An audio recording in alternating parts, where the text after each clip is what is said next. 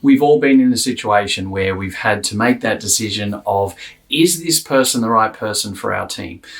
Should we keep them? Should we try and help them on their way? Or is it something that I should do more, or the team should do more? We go confused as to what's going to happen, how we should do it. Ultimately, at the end of the day, we need to make a decision. Are we going to manage them up or out? And I'm going to show you exactly right now how to do that in the best way for everyone.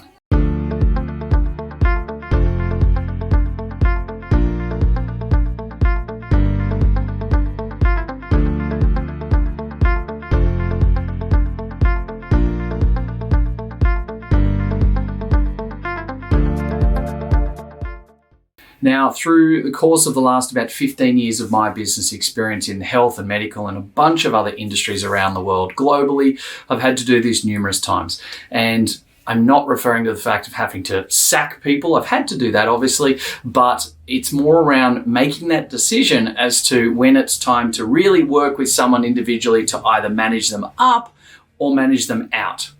Now, let me first put a line in the sand right now that says, I'm the person that will always look to manage someone up rather than just getting rid of them. That's the way I am. I feel that as a business leader and a business, a manager, an owner, a founder of numerous different organizations, that it is my responsibility first and foremost to give every single person the opportunity to be able to be with our team and our business or our organization long term. And that ultimately means that we all know, well, we've all heard, the fish stinks from the head down. And so ultimately everything that happens is going to be the ultimate responsibility of the person that's at the top, right? The head of the fish that's stinky. So I always will play above the line and say ultimate ownership, accountability, and responsibility comes down to me.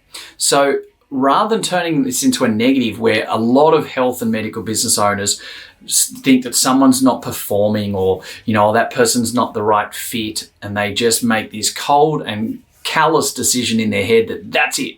They've done this and they've done that, and they try and justify it, and they whinge and whine and blah, blah, and I've got to get rid of them, etc. I actually grab this a lot earlier in the equation and start to actually go, hang on a sec. If I'm not happy with something that's been said, or I'm not happy with how they are playing in the team at the time, maybe there's a few performance issues that have started to, rear their ugly head. Maybe they aren't, going above and beyond like all the other team members. Maybe things just don't feel right as they used to 6 months ago.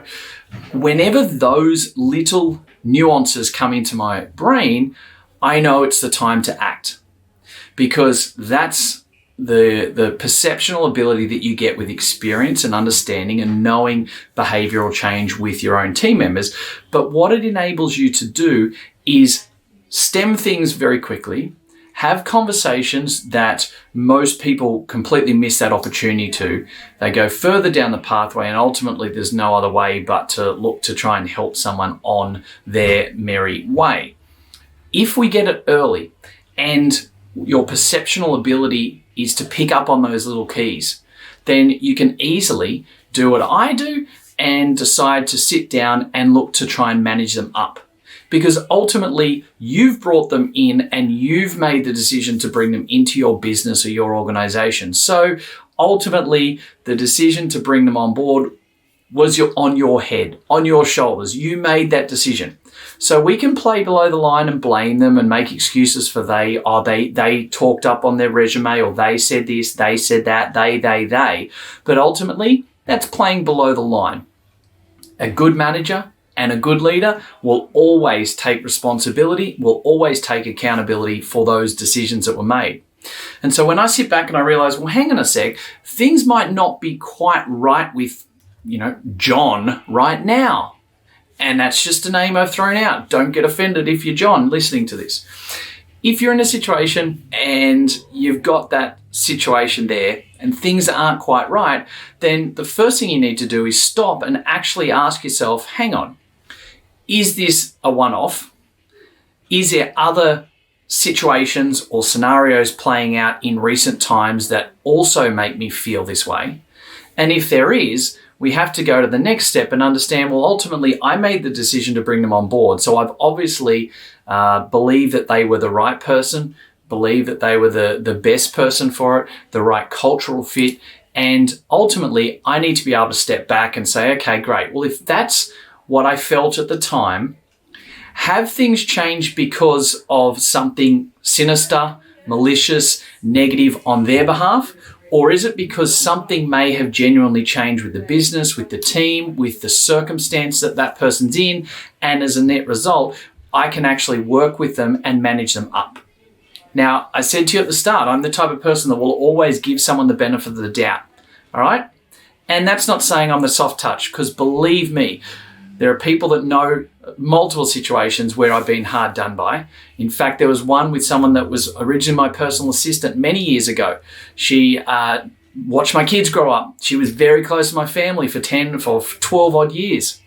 And she absolutely dogged myself personally, my family, one of my companies, and hurt a lot of people in the process of those actions. In that situation, I cut the head off the snake pretty quick, all right? And let's not go into those details, but suffice to say, if I need to be a bulldog with a bone, damn straight I can be. But unless someone's done something significantly or very serious in that respect, I'm always going to give them the benefit of the doubt and take ownership as what you're meant to as a leader, and actually go, well, hang on, it's my role and my duty to actually look at what the situation is. Is this a common occurrence? You know, is there other situations at the time? And I need to be able to work with that person first and foremost to look to manage them up, because that's my job as a leader. It's to create more leaders. It's to obviously back myself and say, well, if I thought they were the best person, I brought them into the business, we've done the following, then obviously there's something that we're not doing or something that we are doing that has created or helped create this current situation. So what we're doing is we're taking control. We're understanding that we're not just, blaming, and we're not just whinging. And I'll be completely honest with you, the amount of clients at different times in the last decade alone that have paid lip service to this and have turned around and said, no, they're not the right fit. They're not the right culture. They've said this and, they went and did blah, blah, blah. You know what? That's like petty teenager stuff. Drop the bullshit. No good manager and no good leader ever talks like that. So if you've caught yourself, previously or now or recently taking that type of attitude, you're displaying poor leadership and poor management. I just have to call it as it is, okay? I can't say it any other way. I've been there before and I've done it. You might have too. We all do it at different times. We just need to call a spade and understand that when we do that, we're showing poor leadership and poor management, and we're better than that. So let's take ownership, let's take responsibility and accountability, and understand that we have to, first of all, look to manage people up, not just get rid of them and try and play the blame game. Okay? The professional victim of playing below the line is not something that any half reasonable manager or leader ever allows himself to do. Okay? So that's the first thing. We have to work that out. We sit down, we have the conversations, we work out, is this something that we've done or we've created? What has changed with that person and that team member? Are they in a situation where, inadvertently we may have changed the scoreboard, changed the rules of the game, changed the culture in a way. Maybe there's a different avenue in where the direction of where the business is going, and they don't really feel like that's them. And this is really crucial.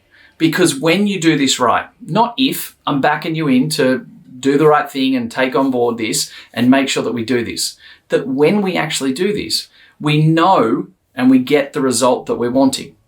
Now, some of the time, people need to be able to leave the business, not because they're a bad person, not because they're malicious or negative or they're the cancer of the business, because sometimes people just outgrow the company and the team that they work for.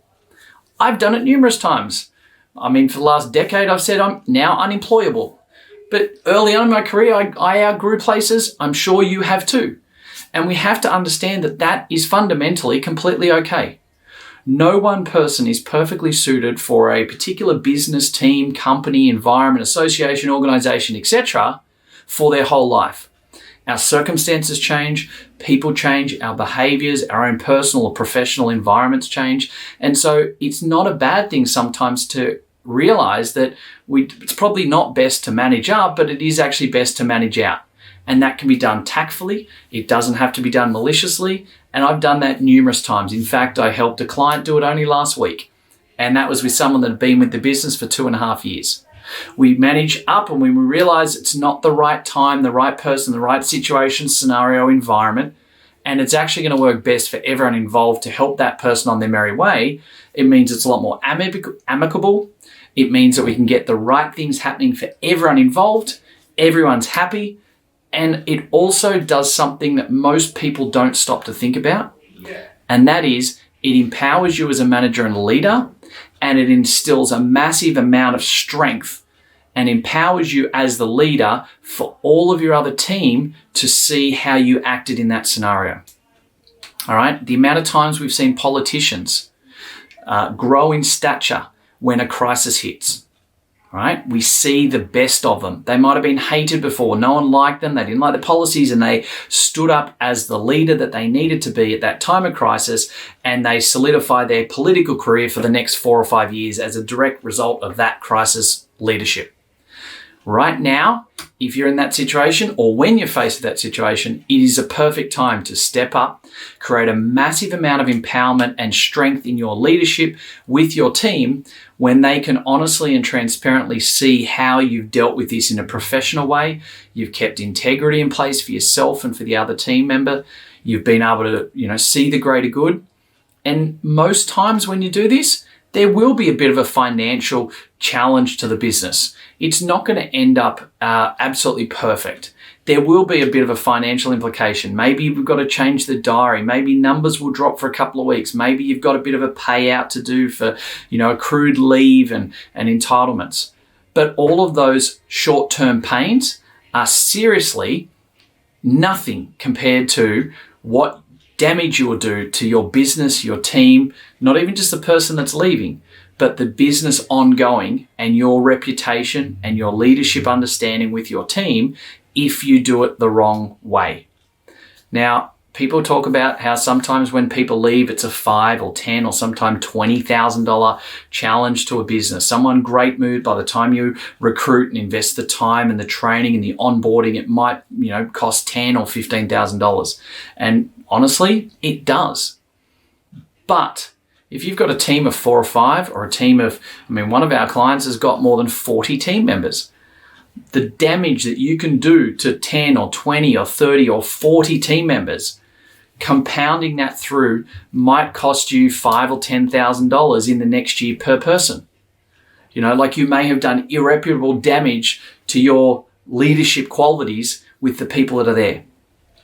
So when you take the moral high ground and you do this as a leader, and you actually play above the line and look to always manage up first and foremost, you start to understand that, one of 2 things is going to happen, or one of 3 things, sorry. You're either going to manage them up and make them a stronger team member, make them a better person personally and professional, more valuable to the team, and everyone wins.